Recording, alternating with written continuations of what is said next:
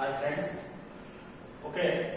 TET teacher eligibility test దీంట్లో భాగంగా మరి చైల్డ్ డెవలప్మెంట్ అండ్ పెడగాజీ దీనికంటూ ఒక ప్రత్యేకత ఉంది. 30 మార్కులు దీనికి కేటాయించడం అనేటువంటిది జరిగింది. మరి 30 మార్కులకి మనం 30 మార్కులు ఏ విధంగా తెచ్చుకోవాలి అనేటువంటిది ఇంపార్టెంట్. అదేవిధంగా ఇక్కడ ముఖ్యంగా ఈ సిలబస్ మనం పరిగణలో తీసుకున్నట్లయితే అసలు ఏ ఏరియాస్ నుంచి ఎక్కువ అంశాలని మరి బిట్ల రూపంలో మనకి ఎగ్జామినేషన్ లో వస్తున్నాయి అనేటువంటిది మనం మాట్లాడుకోవచ్చు.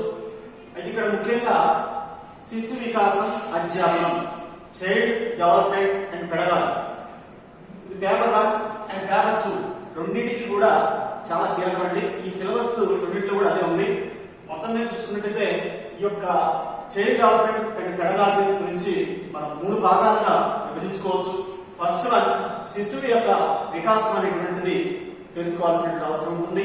అదేవిధంగా నెక్స్ట్ వన్ అభ్యసనం గురించి అవగాహన, కాబోయేటువంటి టీచర్లు కాబట్టి వీటి గురించి అధ్యయనం చేయాల్సినటువంటి అవసరం ఉంది. కాబట్టి ఈ టాపిక్స్ గురించి సిలబస్ లో పొందుపరచడం అనేటువంటి జరిగింది. అదేవిధంగా థర్డ్ వన్ లాస్ట్ వన్ బోధన సంబంధమైనటువంటి అంశాలు. ఇక్కడ మేజర్ గా ఒకటే గుర్తుపెట్టుకోవాలి, శిశు వికాసం మరి శిశువు యొక్క వికాసం ఏ విధంగా జరుగుతుంది అనేటువంటి వాటి మీద ఎక్కువగా బిట్స్ రావడానికి అవకాశం ఉంటుంది. అదేవిధంగా అభ్యసనం గురించి కూడా మరి తెలుసుకోవాల్సిన అవసరం అనేటువంటిది ఉంటుంది. అభ్యసనం అంటే ఏంటి అనేటువంటిది మరి తెలుసుకోవాల్సిన అవసరం ఉంది.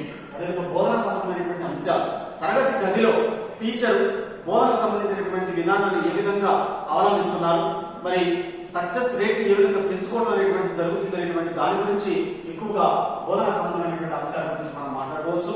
ఫస్ట్ వన్ మనం తీసుకున్నట్లయితే శిశువు యొక్క వికాసం ఫస్ట్ యూనిట్, అంటే 3 భాగాలుగా మనం విభజించుకోవచ్చు. మనం చెప్పాం సిలబస్ బట్టి శిశువు యొక్క వికాసం, అభ్యసనం గురించి అవగాహన, బోధన సంబంధమైనటువంటి అంశాలు. ఫస్ట్ చూసినట్లయితే శిశువు యొక్క వికాసం, మరి ఈ యొక్క చాప్టర్ అంటే ఫస్ట్ యూనిట్ లో మనం శిశువు యొక్క వికాసాన్ని మనం పరిగణలో తీసుకున్నట్లయితే ఫస్ట్ చూడండి, వికాసం, పెరుగుదల మరియు పరిపక్వత, భావన, స్వభావం. అంటే వికాసం అంటే ఏంటి, అసలు వికాసంలో భాగాలుగా పెరుగుదల మరి అదేవిధంగా పెరుగుదల మరియు వికాసం మధ్య ఉన్నటువంటి భేదాలు ఏంటి, అదేవిధంగా పరిపక్వత అంటే ఏంటి, ఏ విధంగా మరి దీన్ని నిర్వచించవచ్చు అంటే నిర్వచనాల గురించి ఇక్కడ ఎక్కువగా అడగడానికి అవకాశం అనేటువంటి ఉంటుంది. కానీ లేదు అనేటువంటి వాటి మీద ఎక్కువగా బిట్స్ అడగడం అనేటువంటి జరిగింది. అయితే ఇక్కడ మేజర్ ఒకటే గుర్తుపెట్టుకోవాలి, శిశువు యొక్క వికాసం, శిశువు ఏ విధంగా మరి ఇక్కడ నివసిస్తున్నాడు, మరి పెరుగుదల అంటే ఏంటి, వికాసం అంటే ఏంటి, దాంతో పాటు పరిపక్వత అనేటువంటిది శిశువుకి ఎప్పుడు వస్తుంది అనేటువంటి వాటి మీదనే ఎక్కువగా బిట్స్ రావడం అనేటువంటిది జరుగుతుంది. అదేవిధంగా నెక్స్ట్ చూసినట్లయితే వికాస సూత్రాలు, అంటే ఇక్కడ మేజర్ గా వికాస సూత్రాలు అనేటువంటి ఉన్నాయి, వాటి నుంచి బిట్స్ రావడం అనేటువంటి జరుగుతుంది. కానీ అనేటువంటి అడుగుతున్నారు. వికాస సూత్రాల్లో వికాస నియమాలు కొన్ని ఉన్నాయి, నిరంతరమైనది మరి క్రమానుగతమైనది, అదేవిధంగా వైదిక భేదాలు ఉంటాయి, అదేవిధంగా సంచితమైనది అనేటువంటివి అన్ని కూడా వికాస నియమాలు అనేటువంటివి ఉన్నాయి. వికాస సూత్రాల గురించి కూడా బిట్స్ రావడం అనేటువంటిది జరుగుతుంది. అంటే ఏదైనా సరే ఇది అప్లికేషన్ టైం ఎక్కువగా చదువుకోవాల్సిన అవసరం ఉంటుంది. ఇక్కడ మేజర్ గా కంటెంట్ ని, అంటే ఇక్కడ చైల్డ్ డెవలప్మెంట్ అండ్ పెడగాజీ అనేటువంటి యొక్క కంటెంట్ ని ఏ విధంగా చదవాలనేటువంటి విషయాన్ని వస్తే knowledge, understanding and application. Major గా ఈ 3 సూత్రాలను మనం పాటిస్తున్నట్లయితే ఈజీగా అప్లికేషన్ టైప్ క్వశ్చన్స్ ని ఈజీగా ఆన్సర్ చేయడానికి అవకాశం అనేటువంటిది ఉంటుంది. నెక్స్ట్ వికాసంపై ప్రభావం చూపు కారకాలు. ఎప్పుడైనా సరే శిశువు వికాసంపై కొన్ని కారకాలు ప్రభావితం చేస్తుంటాయి. అది అనువంశిక కారకం కావచ్చు, జీవ సంబంధ కారకం కావచ్చు, అది సాంఘిక కారకం కావచ్చు. మరి ఈ మూడింటిలో ఏదైనా ఒకటి కావచ్చు. అంటే శిశువు యొక్క వికాసంపై ఈ యొక్క అనువంశిక కారకం కావచ్చు, జీవ సంబంధమైనటువంటి కావచ్చు, సాంఘిక కారకం కావచ్చు. ఈ మూడింటి మీద కూడా బిట్స్ రావడం అనేటువంటిది జరిగింది ఆల్రెడీ. నెక్స్ట్ వికాసం వివిధ రకాలు. మరి వికాసంలోనే మరి వివిధ రకాలుగా ఉంటుంది. ఫర్ ఎగ్జాంపుల్ ఇప్పుడు పూర్వ బాల దశ నుంచి శిశువు మరి కౌమార దశ వరకు వచ్చేటువంటి వికాస మరి దశలో ఎటువంటి మార్పులు వస్తున్నాయి అనేటువంటి విషయం చూసినట్లయితే అది భౌతిక వికాసం కావచ్చు, చలన వికాసం కావచ్చు, సంజ్ఞానాత్మక వికాసం కావచ్చు, ఉద్వేగ వికాసం కావచ్చు, సాంఘిక వికాసం కావచ్చు, నైతిక వికాసం కావచ్చు, భాషా వికాసం కావచ్చు. అంటే వీటి మీద బిట్లు 100% రావడానికి అవకాశం ఉంది, స్కోప్ ఉంది.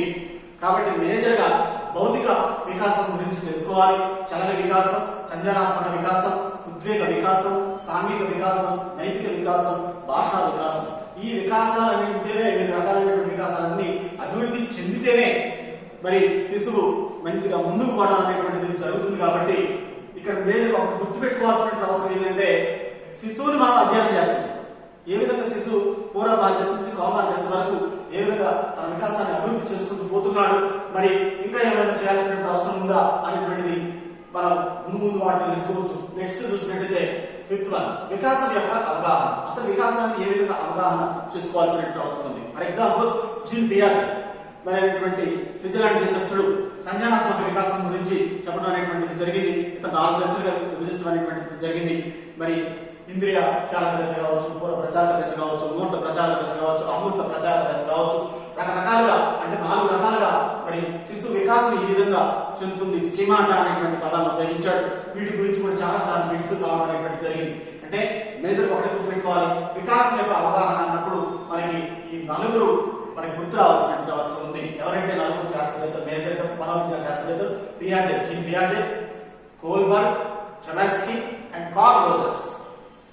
మరి వీళ్ళు 4 కూడా చాలా ముఖ్యమైనటువంటి వ్యక్తుల వికాసం గురించి మరి అవగాహన కల్పించినటువంటి వారిలో ఇక్కడ పియాజే సంజ్ఞానాత్మక వికాస సిద్ధాంతాన్ని ప్రతిపాదించడం, దాన్ని వెలుగులోకి తీసుకురావడం అనేటువంటి జరిగింది. నెక్స్ట్ కోల్బర్గ్ నైతిక వికాసం, అంటే శిశువులో నైతిక వికాసం ఏ విధంగా అభివృద్ధి చెందుతుంది అనేటువంటి వాటి మీద ఇతను చాలా గ్రంథాలు రాయడం అనేటువంటి కూడా జరిగింది. అదేవిధంగా చొమాస్కీ భాషా వికాస సూత్రాలని ప్రతిపాదించి అసలు భాష అనేటువంటిది ఎందుకు రాదు, శిశువుకి ఏ శిశువుకి వస్తుంది, ఏ శిశువుకు రాదు, అందరూ కూడా భూమి మీద అందరూ కూడా మరి ఈ విధంగానే ఉన్నారు కదా, కాబట్టి ప్రతి శిశువుకి ఎందుకు భాష రాదు అనేటువంటి వాటి మీద అధ్యయనం చేయడం అనేటువంటి జరిగింది. ఇతను కూడా చాలా గ్రంథాలు రాయడం అనేటువంటి జరిగింది భాషా వికాసం మీద.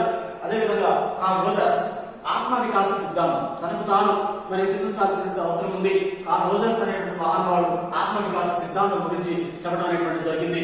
ఇక్కడ మేజర్ ఒకటి గుర్తుపెట్టుకోవాలండి, వికాసం యొక్క అవగాహన అన్నప్పుడు పియాజే సంజ్ఞానాత్మక వికాసం, కోల్బర్గ్ నైతిక వికాసం, చొమాస్కీ భాషా వికాసం, కార్ల్ రోజర్స్ ఆత్మ వికాస సిద్ధాంతం నుంచి బిట్స్ మరి రావడానికి ఎక్కువ అవకాశం అనేటువంటి ఆల్రెడీ అంతకుముందు ఎగ్జామ్స్ లో కూడా వచ్చాయి. నెక్స్ట్ వికాస కృత్యాలు, ఆటంకాలు. పిల్లవాడు ఆడుకునేటప్పుడు కావచ్చు, లేకపోతే ఏదైనా నడిచేటప్పుడు కావచ్చు, మాట్లాడేటప్పుడు కావచ్చు, మరి అదేవిధంగా తనకంటూ ఒక ప్రత్యేకత అనేటువంటి ఉంటుంది. కాబట్టి ఎటువంటి ఆటంకాలను ప్రభావితం చేస్తాననేటువంటి వాటి మీద కూడా బిట్స్ రావడం అనేటువంటిది జరుగుతుంది. అదేవిధంగా వైదిక భేదాలు అంటే ప్రతి వ్యక్తిలో ఇండివిజువల్ అంటే వ్యక్తికి ఇండివిజువల్ డిఫరెన్సెస్ ఉంటాయి. అదేవిధంగా వ్యక్తిలో కూడా అంతర్భేదాలు ఉంటాయి, అంతర్గత భేదాలు ఉంటాయి. మరి వ్యక్తి అంతర్భేదం, వ్యక్తి అంతర్గత భేదం, ఇది చాలాసార్లు బిఎస్సి మరి స్కూల్ అసిస్టెంట్ మరి అదేవిధంగా హెచ్ఈడి వాటిలో కూడా చాలా సార్లు ఎగ్జామ్స్ లో అడగడం అనేటువంటి జరిగింది. ఇది బేసిక్ టెట్ ఎగ్జామ్ సంబంధించినటువంటిది. అయితే వైదిక భేదాలకు కంపల్సరిగా అంతర్భేదం ఏంటి, అంతర్గత భేదం ఏంటి అనేటువంటి తెలుసుకోవాల్సిన అవసరం ఉంది. వైఖరి ఉత్తమ లక్షణాన్ని వ్యక్తపరచడమే వైఖరి అంటారు. ఇక్కడ వైఖరికి సంబంధించినటువంటి నిర్వచనాలు కావచ్చు, వైఖరికి సంబంధించినటువంటి అంశాలు కావచ్చు, ఇక్కడ ఏ విధంగా ప్రభావితం అవుతున్నాయి అనేటువంటిది అడుగుతున్నారు. అదేవిధంగా సహజ సామర్థ్యాలు, వ్యక్తిలో సహజ సామర్థ్యాలు అనేటువంటి తనకు తానుగా వస్తుంటాయి. కాబట్టి సహజ సామర్థ్యాల మీద కూడా సిఎల్ హల్ అనేటువంటి అతను మరి సహజ సామర్థ్యాల పితామహుడుగా మనం చెప్పుకోవచ్చు. ఇంగ్లాండ్ దేశస్థుడిగా. అదేవిధంగా అభిరుచి, ఒక్కొక్క వ్యక్తికి ఒక్కొక్క అభిరుచి అనేటువంటిది ఉంటుంది. అంతేగాని ప్రతి వ్యక్తికి ఆ అభిరుచి ఉంది, ఆ అభిరుచి ఇలా ఉంది అనేటువంటి మనం విమర్శించడం కరెక్ట్ కాదు. అభిరుచుల మీద కూడా నిర్వచనాలు రావడం అనేటువంటిది జరిగింది. అదేవిధంగా హ్యాబిట్స్ అలవాట్ల మీద కూడా బిట్స్ రావడం అనేటువంటి జరుగుతుంది. మరి అదేవిధంగా ప్రజ్ఞ, సైకాలజీ విషయానికి వస్తే విద్యా వైద్య శాస్త్రంలో ప్రజ్ఞకు సంబంధించినటువంటి మరి బిట్టు లేకుండా అసలు ఆ ప్రశ్నాపత్రం అనేటువంటిది తయారు చేయడం అనేటువంటిది జరగలేదు. ప్రజ్ఞా పరీక్షలు కావచ్చు, మనకి ప్రజ్ఞా లబ్ధి కావచ్చు, మరి ఇవన్నీ కూడా టెర్మల్ నిర్వచనాలు కావచ్చు, చాలా ముఖ్యమైనటువంటి వారు ఉన్నారు. ఇక్కడ ప్రజ్ఞను ఏ విధంగా కొలవచ్చు, మానసిక వయసును ఏ విధంగా మనం కొలవడానికి అవకాశం అనేటువంటిది ఉంటుంది. అదేవిధంగా భౌతిక వయసును ఏ విధంగా కొలుస్తున్నామో మానసిక వయసును ఏ విధంగా కొలవాల్సినటువంటి అవసరం ఉంది అనేటువంటి వాటి మీద బిట్స్ రావడం అనేటువంటిది జరుగుతుంది. ఇక్కడ మూర్తిమత్వ అభివృద్ధి అనేటువంటిది 8th అంశంగా ఉంది. అసలు మూర్తిమత్వం అంటే ఏంటి, పర్సనాలిటీ అంటే ఏంటి, మనిషి కనిపించేది ఒకటి, మరి లోపల ఉన్నది ఒకటి ఉంటుంది. కాబట్టి ఈ మూర్తిమత్వాన్ని ఏ విధంగా మనం అధ్యయనం చేయొచ్చు అనేటువంటి దాని గురించి భావన అనేటువంటిది మనం తెలుసుకోవచ్చు. నెక్స్ట్ మూర్తిమత్వ అభివృద్ధి ప్రభావితం ఏ విధంగా అంటే కారకాలు ఏ విధంగా శిశువుని మరి ప్రభావితం చేస్తున్నాయి అనేటువంటి మోస్ట్ ఇంపార్టెంట్ ఇది. అదేవిధంగా సర్దుబాటు, మరి అడ్జస్ట్మెంట్, మార్క్ అడ్జస్ట్మెంట్ రెండింటి మీద కూడా బిట్స్ రావడం అనేటువంటి జరుగుతుంది. ఎందుకంటే సర్దుబాటు ఏ విధంగా ఉంటుంది, విషమ యోజన ఏ విధంగా ఉంటుంది అనేటువంటి వాటి మీద బిట్స్ రావడం అనేటువంటి జరుగుతుంది. అదేవిధంగా ప్రవర్తన సమస్యలు, ఒక్కొక్క వ్యక్తి ఒక్కొక్క రకంగా ఉంటాడు, మరి అతని యొక్క బిహేవియర్ కావచ్చు, అతని తనకు తాను సృష్టించుకునేటువంటి సమస్యలు కొన్ని ఉంటాయి, మరి అది మూర్తిమత్వంపై ఆధారపడి ఉంటుంది. కాబట్టి శిశువుని ఈ విధంగా అధ్యయనం చేయడానికి అవకాశం అనేటువంటి ఉంటుంది. ఇది కూడా మరి ఇంపార్టెంట్. అదేవిధంగా మానసిక ఆరోగ్యం, మెంటల్ హెల్త్ అనేటువంటిది ఏ విధంగా ఉంది అనేటువంటి దాని గురించి కూడా మూర్తిమత్వ అభివృద్ధి అనేటువంటి దాంట్లో మరి బిట్స్ రూపంలో అడుగుతున్నారు. అదే నెక్స్ట్ శిశు వికాసం గురించి తెలుగు అధ్యయన పద్ధతుల విషయానికి వస్తే, ప్రతి శిశువుని మనం ఏ విధంగా అధ్యయనం చేయాలనేటువంటి విషయానికి వస్తే మరి కొన్ని పద్ధతులు ఉన్నాయి సైకాలజీ ప్రకారం. మరి పరిశీలన పద్ధతి కావచ్చు, పరిపృచ్ఛ ఇంటర్వ్యూ పద్ధతి కావచ్చు, కేస్ స్టడీ వ్యక్తి అధ్యయన పద్ధతి కావచ్చు, ఎక్స్పెరిమెంటల్ మెథడ్ ప్రయోగ పద్ధతి కావచ్చు, అధికారిక పరిశీలన కావచ్చు, సంకీర్ణ పరిశీలన కావచ్చు. వీటన్నిటి గురించి కూడా అంటే ఏ ఏరియాస్ నుంచి బిట్స్ రావడం అనేటువంటి జరుగుతుంది అనేటువంటిదే ఎక్కువ ఇంపార్టెంట్ అనేటువంటి కవర్ చేసుకోవాలి ఫస్ట్. ఎందుకంటే వీటి చదువుకుంటే ఈజీగా మనకి ఇదే సిలబస్ ఉంది, ఈ సిలబస్ లో ఈ విధమైనటువంటి అంశాలు మనం చదువుకున్నట్లయితే ఈజీగా ఎక్కువ మార్కులు అనేటువంటి అంటే 30 మార్కులకి 30 తెచ్చుకున్నటువంటి వాళ్ళు టెట్ ఎగ్జామ్ చాలా మంది ఉన్నారు. ఎందుకంటే ఇది కీలకమైనటువంటి శిశు వికాసం అధ్యాపనలో మరి శిశువు యొక్క వికాసంలో ఇవి ఇంపార్టెంట్ టాపిక్స్ గా మనం చెప్పుకోవచ్చు. నెక్స్ట్ మనం చూసినట్లయితే అభ్యసనం గురించి అవగాహన రెండవది అంశంగా ఉంది. ఫస్ట్ శిశువు యొక్క వికాసం గురించి తీసుకోవడం జరిగింది. అభ్యసనం గురించి అవగాహనలో భాగంగా సిలబస్ లో మనకు ఉన్నటువంటి అంశాలు చూసినట్లయితే అభ్యసనం, భావన, స్వభావం, లక్షణాలు, అభ్యసన ప్రక్రియ.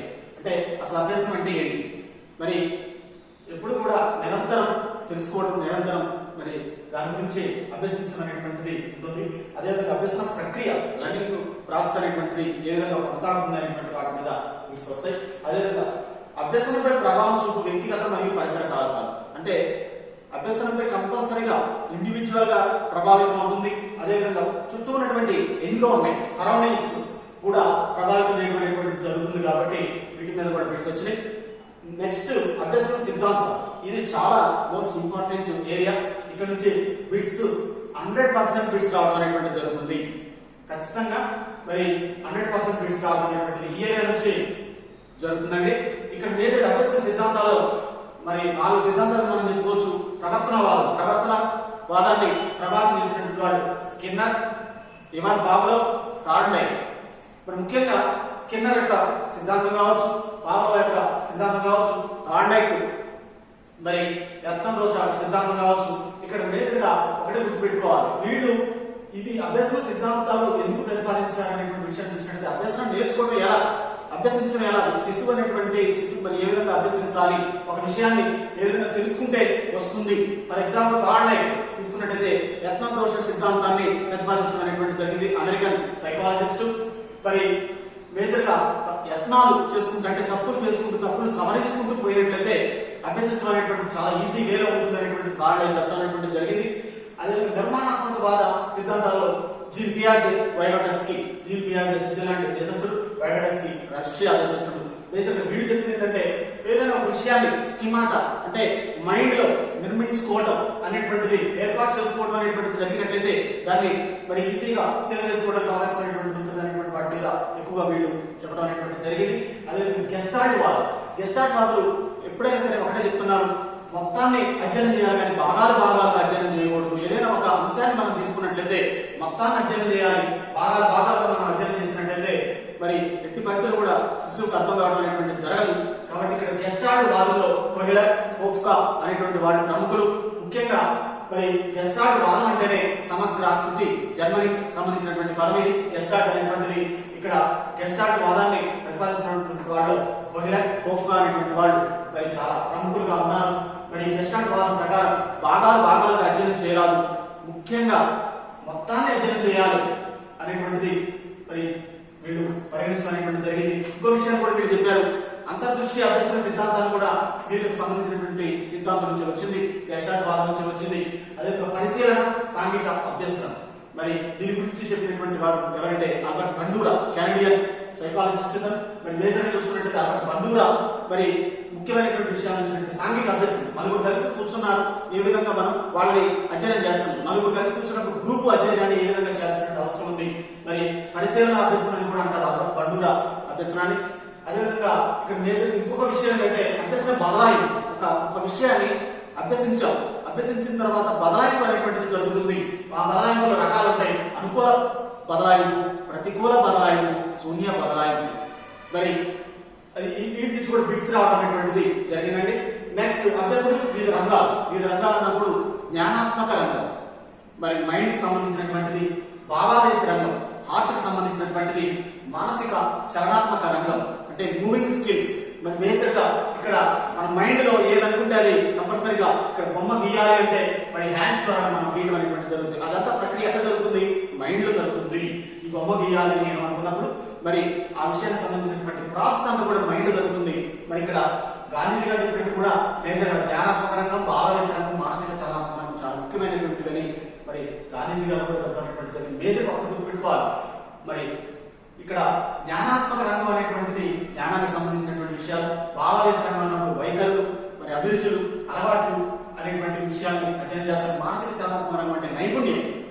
శిశువులో ఒక నైపుణ్యం అనేటువంటిది ఉంది. ఆ నైపుణ్యాన్ని బయట తీయాలంటే తన మైండ్ ని మనం అంచనా వేయడానికి అవకాశం అనేటువంటిది ఉండాల్సిన అవసరం ఉంది. కాబట్టి కంపల్సరిగా బొమ్మలు గీయడం కావచ్చు, మరి వాటి గురించి గుర్తించడం కావచ్చు, అవన్నీ కూడా మానసిక చలనాత్మక రంగం కిందకే వస్తాయి. వీటి నుంచి కూడా బిట్స్ రావడం అనేటువంటిది జరుగుతుంది.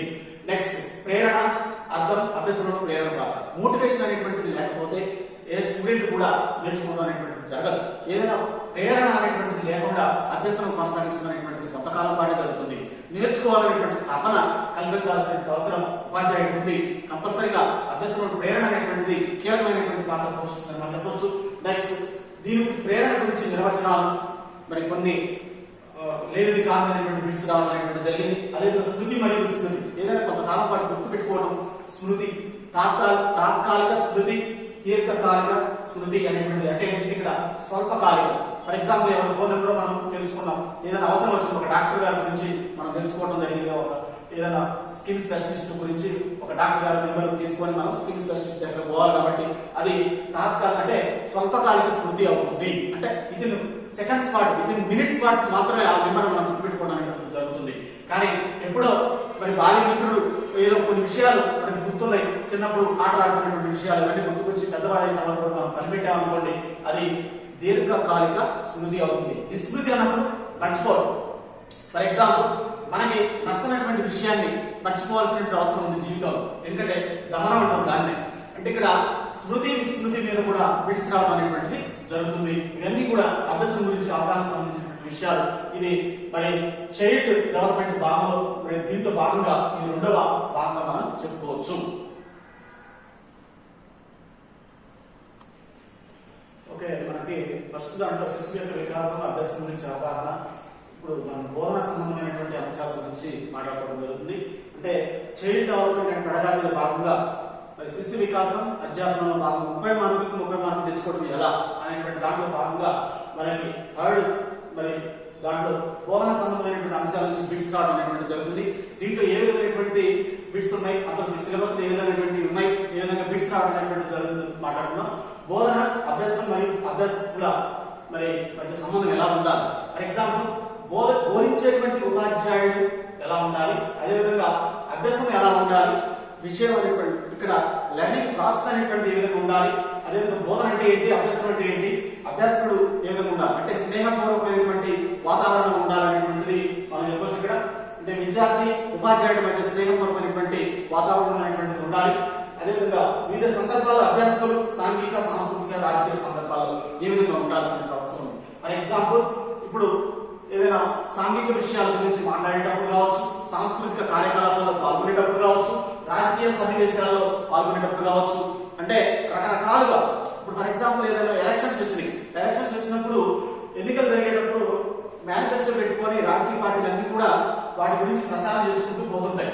అయితే ఇక్కడ వాటి నుంచి కూడా ప్రజలు ఏం తెలుసుకుంటారంటే రాజకీయ సన్నివేశాలలో ఏ విధమైనటువంటి మాటలు మాట్లాడుతున్నారో అక్కడ నేర్చుకోవడం అనేటువంటి జరుగుతుంది. కాబట్టి ఇక్కడ వివిధ సందర్భాల్లో అభ్యాసం అనేటువంటిది మనం తెలుసుకోవచ్చు. మరి వీటి నుంచి కూడా బిట్స్ రావడం అనేటువంటి జరుగుతుంది. నెక్స్ట్ ప్రత్యేక అవసరాలు కలిగినటువంటి శిశువులు చాలా ఇంపార్టెంట్. సమ్మిళిత విద్య దాంట్లో భాగమే. అంటే భిన్న సందర్భాల్లో శిశువులు ఏ విధంగా ప్రతిస్పందిస్తారు అనేటువంటి వాటి మీద ఎక్కువ బిట్స్ రావడం అనేటువంటి జరుగుతుంది. అంటే ఇక్కడ మేజర్ గా డిస్కాల్కులియా, మరి డిస్పేసియా, అంటే కొన్ని పదాలు ఉన్నాయి, వాటికి సంబంధించినటువంటి వాటి గురించే ఇక్కడ బిట్స్ ఎక్కువగా రావడం అనేటువంటి జరుగుతుంది. సమ్మిళిత విద్యను ఏ విధంగా అందించాల్సినటువంటి అవసరం ఉంది. మరి ఇక్కడ నెక్స్ట్ దాంట్లో మనం చూసినట్లయితే బోధనా పద్ధతుల అవగాహన, బోధనా పద్ధతుల గురించి ఇక్కడ ఉపాధ్యాయుడికి తెలిసినట్లయితేనే ఇక్కడ టీచింగ్ అనేటువంటి పర్ఫెక్ట్ జరుగుతుంది. కాబట్టి దీని నుంచి బిట్స్ రావడం అనేటువంటి జరుగుతుంది. అంటే మెథడాలజీస్ లో మరి ఇప్పుడు పెడగాజీ అంటారు, అంతకుముందు మెథడాలజీ అంటారు, వాటిలో అన్వేషణ పద్ధతి, ప్రాజెక్ట్ పద్ధతి, పరిశీలన ఆధారిత పద్ధతి, సర్వే పద్ధతి, కృత్యాధార అభ్యసనం ఇప్పుడు కూడా ఉన్నాయి. ఇక్కడ అన్వేషించడం, విద్యార్థి తనకు తాను అన్వేషించడం అనేటువంటిది జరగాలి. హెచ్జి ఆర్మ్స్ట్రాంగ్ అనేటువంటి మరి ఇంగ్లాండ్ దేశస్థుడు దీనికి పితామహుడుగా ఉన్నారు. మరి అన్వేషణ పద్ధతిని ఇతనే ఏర్పాటు చేయడం అనేటువంటి జరిగింది. అదేవిధంగా ప్రాజెక్ట్ మెథడ్, ఇది అమెరికన్ దేశస్థుడు అనేటువంటి కిల్ ప్యాట్రిక్ అనేటువంటి వాళ్ళు ప్రతిపాదించడం అనేటువంటి జరిగింది. ఇక్కడ ప్రాజెక్ట్ పద్ధతి అన్నప్పుడు తన ప్రాజెక్ట్ చేసేటప్పుడు తన లోపల ఉన్నటువంటి విషయాలన్నింటినీ కూడా ఏ విధంగా తెలుసుకోవడం అనేటువంటి జరుగుతుంది, కూడా పరిసరాలు అధ్యయనం చేయడం అనేటువంటి జరుగుతుంది. అదేవిధంగా పరిశీలించడం అనేటువంటి జరుగుతుంది పరిశీలన ఆధారిత పద్ధతి వల్ల. నెక్స్ట్ సర్వే ఆధారిత పద్ధతి. ఫర్ ఎగ్జాంపుల్ సమగ్ర సర్వే, తెలంగాణలో సమగ్ర సర్వే జరిగినప్పుడు ఏ విధంగా ఉంది అనేటువంటి విషయాన్ని మనం చూడొచ్చు. అదేవిధంగా ఏదైనా కొన్ని ప్రోగ్రామ్స్ జరిగినప్పుడు, ఆంధ్రప్రదేశ్ కావచ్చు, ఏదైనా రాష్ట్రంలో ఏదైనా ప్రోగ్రామ్స్ జరిగినప్పుడు మరి సర్వే ఆధారిత పద్ధతి కూడా మరి ఇంపార్టెంట్ గా ఉంటుంది. అదే కృత్యాధార అభ్యాసం అంటే కృత్యాన్ని ఉపయోగించుకొని కృత్యం వల్లనే మనం నేర్చుకోవడం అనేటువంటిది జరగాల్సిన అవసరం ఉంది. కృత్యాధార అభ్యాసం అనేటువంటిది చాలా ముఖ్యమైనటువంటిది. ఇది కంపల్సరీగా కృత్యాధార అభ్యాసం మీద బిట్స్ రావడం అనేటువంటిది జరుగుతుంది.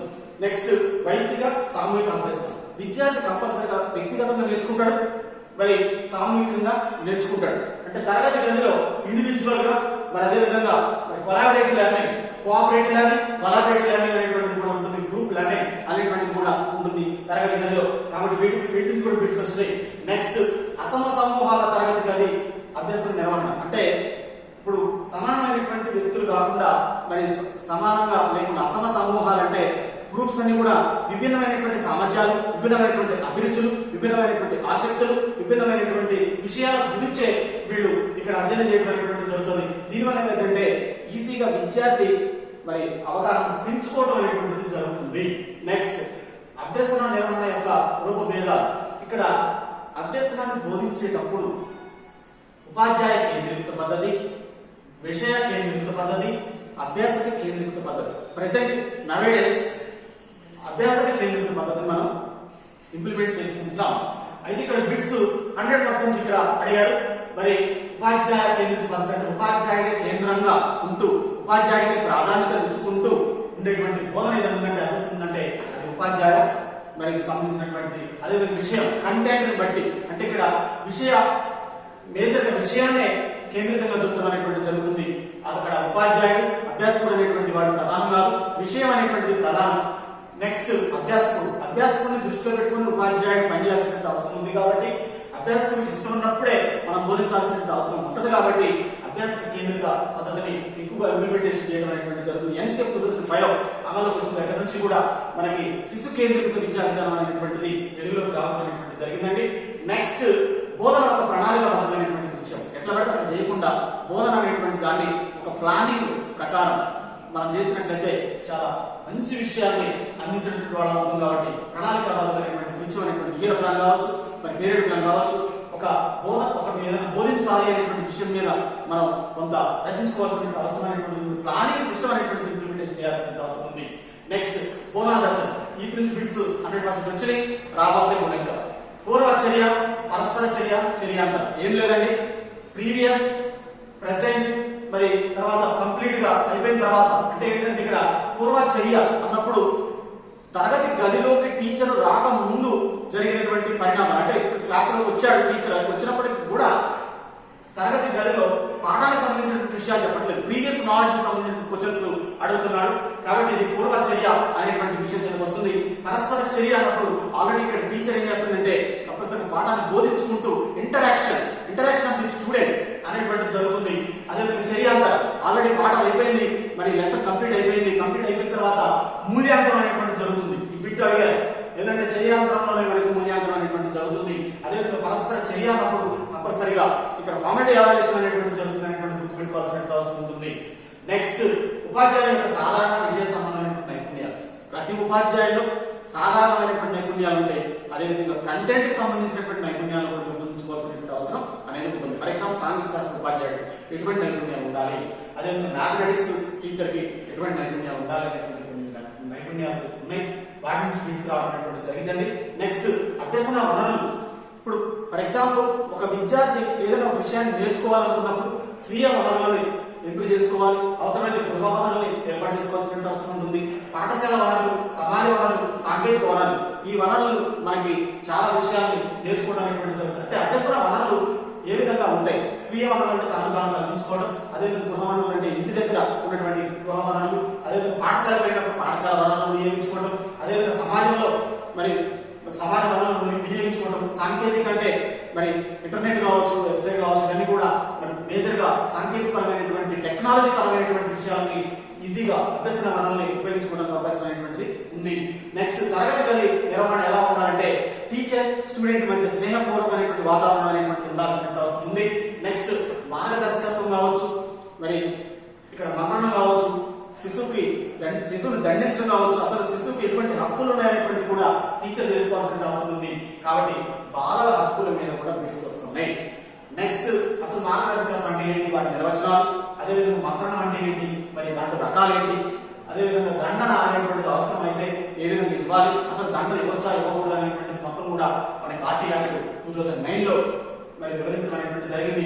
నెక్స్ట్ మనం మూల్యాంకనం అంటే మూలాన్ని అంకనం చేయడం మూల్యాంకనం. నేర్చుకున్నటువంటి విషయాన్ని పిల్లవాడికి వచ్చిందా రాలేదా అనేటువంటి విషయాన్ని ఇక్కడ నిరంతర సమగ్ర మూల్యాంకనం, మరి కంటిన్యూస్ కాంప్రహెన్సివ్ ఎవాల్యుయేషన్ అనేటువంటిది చేయడం అనేటువంటి జరుగుతుంది. ఈ సిసిఈ మీద కంపల్సరీగా బిట్ వస్తాయి. కంపల్సరీగా బిట్ వస్తుంది. ఫార్మాట్ ఎవాల్యుయేషన్ మీద గ్రిప్ ఉండాలి, సమాటివ్ ఎవాల్యుయేషన్ మీద గ్రిప్ ఉండాలి. ఎందుకంటే ఒకసారి టెట్ ఎగ్జామ్ లో మరి ప్రాజెక్ట్ ఏ విధంగా తయారు చేస్తున్నాం, for example tools, formative tools లో భాగంగా ప్రాజెక్ట్ వర్క్ అనేటువంటిది దేంట్లో భాగంగా దేంట్లో టూల్ గా ఉంటుంది అనేటువంటిది అడగడం జరిగింది. ఇక్కడ ఫార్మేటివ్ ఎవాల్యుయేషన్ మీద, ఫార్మేట్ అసెస్మెంట్ మీద బిట్ రావడం అనేటువంటిది జరిగింది. నెక్స్ట్ ఎన్సిఎఫ్ 2005 మీద బిట్స్ రావడం అనేటువంటి జరుగుతుంది. ఎన్సిఎఫ్ 2005 అందులోనే నేషనల్ కరికులం ఫ్రేమ్వర్క్ 2005 ఏం చెప్తుందంటే ఉపాధ్యాయుడు అనేటువంటి వాళ్ళు teacher as a facilitator, teacher సౌకర్యకర్త, అంతేగాని టీచర్ మొత్తం చెప్పాల్సిన అవసరం లేదు. ఇక్కడ ఫెసిలిటీస్ ని ప్రొవైడ్ చేయాల్సిన అవసరం ఉంది. టీచర్ వాళ్ళ విద్యార్థులు ఉన్నటువంటి విషయాన్ని మనం బయట తీయాలంటే ఉపాధ్యాయుడు ప్రశాంతంగా కూర్చొని మరి వాళ్ళకి ఫెసిలిటీస్ ప్రొవైడ్ చేసినట్లయితే వాళ్ళలో ఉన్నటువంటి నాలెడ్జ్ అనేటువంటిది మనం బయట తీసుకురావచ్చు అనేటువంటి చెప్పొచ్చు. నెక్స్ట్ ఆర్టీఐ 2009 అనేటువంటిది ఇక్కడ ఆర్టీఐ ఎడ్యుకేషన్ యాక్ట్ అండి. మేజర్ గా ఇది 2010 ఏప్రిల్ 1 నుంచి అమలులోకి రావడం అనేటువంటి జరిగింది. దీన్ని అమలులోకి వచ్చిన తర్వాత దండించడం కావచ్చు, విద్యార్థులు దండించడం కావచ్చు, అన్ని కూడా జరగకూడదు. అదేవిధంగా మరి ప్రైవేట్ టీచర్లు కావచ్చు, ప్రభుత్వ టీచర్లు కావచ్చు, ఏ విధంగా ఉండాల్సిన అవసరం ఉంది, శిశువుని ఏ విధంగా అర్థం చేసుకోవాల్సిన అవసరం ఉంది, వీటి గురించి కూడా బిట్స్ రావడం అనేటువంటిది జరుగుతుంది. ఇదంతా కూడా మెయిన్ టాపిక్ గా మనం చెప్పుకోవడానికి అవకాశం అనేటువంటిది ఉంటుంది. ఇక్కడ మనం ఫస్ట్ చూసుకుంటే ఫస్ట్ దాంట్లో శిశువు యొక్క వికాసం ఫస్ట్ దాంట్లో, నెక్స్ట్ అభ్యసనం గురించి అవగాహన, నెక్స్ట్ బోధన సంబంధమైనటువంటి అంశాల గురించి మనం చెప్పుకోవడం జరిగింది. ఇక్కడ 3 బదులు 30 మార్కులు అంటాం కంటే కూడా ఇక్కడ ఈ రెండింటి గురించి ఎక్కువ రావడం జరుగుతుంది. అభ్యసనం గురించి అవగాహన, బోధన సంబంధమైన అంశాల నుంచి ఎక్కువ బిట్స్ రావడం అనేటువంటిది జరుగుతుంది. మేజర్ గా బోధన సంబంధమైన అంశాల మీద గ్రిప్ ఉంటే ఎక్కువ మార్కులు తెచ్చుకోవడం అనేటువంటి జరుగుతుంది. ఈ విధంగా ప్రిపేర్ అయినట్టయితే 30 మార్కులకి 30 మార్కులు తెచ్చుకోవడం అనేటువంటిది మరి ఈజీ ప్రాసెస్ అని మనం చెప్పొచ్చు.